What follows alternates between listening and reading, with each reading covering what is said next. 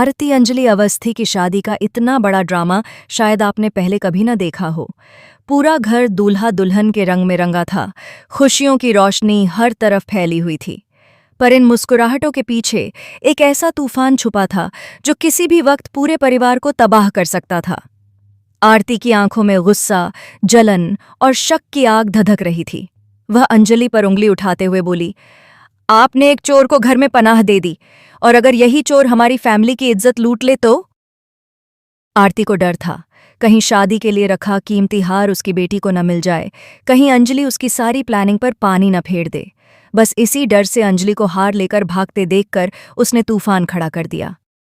लेकिन अंजलि, वह कोई आम लड़की नहीं, वह एक शेरनी है। पीछे मुड़ते ही उसकी आंखों में ऐसी आग जली कि पूरा महल कांप उठा। वह साधिका चाची पर गरज पड़ी। साधिका चाची, आपकी जुबान बीच से फटी हुई है क्या? सांप की जुबान भी वैसी ही होती है। साधिका भड़क उठी, चिल्लाने लगी। अंजलि ने दांत भींचकर जवाब दिया, ज्यादा मत चिल्लाइए, वरना आपकी यह फटी हुई जुबान को 2 हिस्सों में और काट दूंगी मैं। और अब मैदान में आया राघव सिंह राजपूत। घर का जमीर, पर दिमाग पूरा उल्टा। अंजलि ने उसे भी नहीं छोड़ा। हे एडवोकेट साहब, आप कहाँ से पास हुए थे?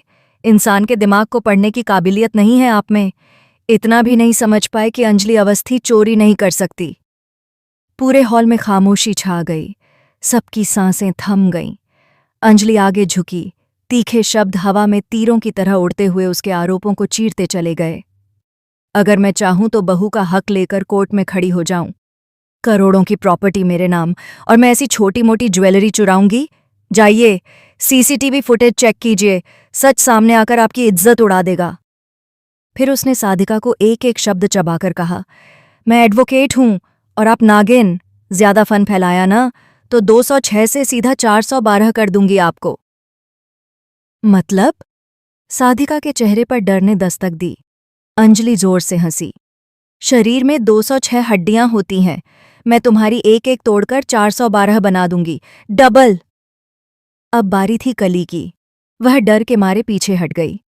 मैंने तुम्हें पनाह दी है, इसका मतलब यह नहीं कि तुम इस घर को तबाह करोगी। और फिर अंजलि की नजर पड़ी वैभव पर, जिसके चेहरे पर अपराध तैर रहा था। वैभव सिंह राजपूत, आप जैसे 2-4 को तो मैं यहीं सुला दूं तो भी किसी को पता नहीं चलेगा, समझे? सबके चेहरे से रंग उड़ चुके थे। आखिर खुल गया रहस्य। पद्मा गायब नहीं, गिन्नी उसे लेकर भाग रही थी। अंजलि दौड़ी, जैसे पूरा धरती आसमान उसकी रफ्तार में साथ दौड़ रहा हो। क्या गिन्नी को पकड़ पाएगी वह? क्या पद्मा का सच सामने आएगा? सांसें थाम देने वाला मोड़ आने वाला था। उधर दूसरी तरफ युवराज ठाकुर के पाप अब उसकी गर्दन पर कस चुके थे। उसकी आंखों में मौत का साया नाच रहा था। वह राघव को ब्लैकमेल करता हुआ बोला, मुझे 7 करोड़ की कार चाहिए, नहीं तो तुम्हारे घर से एक बेटी विदा होगी और ये घर तुम्हारी छाती पर से हाथ धो बैठेगा। काव्या पहले ही गहने ले जा चुकी थी। राघव का दिमाग जैसे सुन्न हो गया, पर वह नहीं जानता था कि अंजलि सब कुछ सुन रही थी। अंजलि ने एंट्री मारी। हैवी डायलॉग, बॉस जैसा स्वैग। अब काफी सुन लिया, तुम्हें कुछ नहीं करना राघव। हे युवराज ठाकुर, अब दामाद पर भाभी भारी पड़ेगी।